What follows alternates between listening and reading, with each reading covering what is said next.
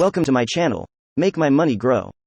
Today we are going to discuss about the Canadian Tax-Free Savings Account, also known as TFSA. For the year 2023, the Canada Revenue Agency has set the TFSA contribution limit to $6,500.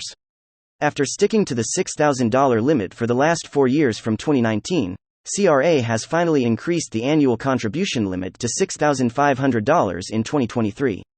That takes the total contribution limit to $88,000 for anyone who has qualified since 2009. Let me give you a little background on the TFSA. It is a registered plan started by CRA in the year 2009. To open a TFSA, you should be a Canadian resident with a valid social insurance number and over the age of 18.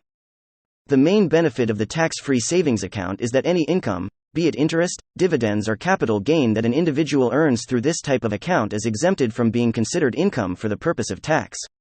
Also, unlike your RRSP, there are no restrictions or tax implications to take the money out of your TFSA investment account.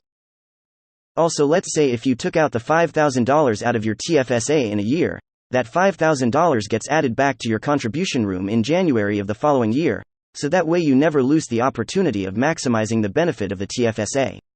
Now let's look at this table. It gives you a breakdown of the year-on-year contribution room into the TFSA since 2009. So let's say if someone turned 18 or a Canadian resident in the year 2015, so the total contribution room available to that individual will be $57,000, and if someone qualified in 2019, their till-date contribution room would be $30,500.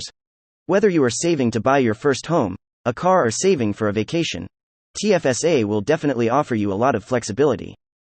However, there is one thing that you need to keep in mind is to avoid over-contributing to your TFSA than your specified contribution room. CRA penalizes over-contribution at 1% per month. If you have any questions, put them in the comments below and I will be happy to answer them.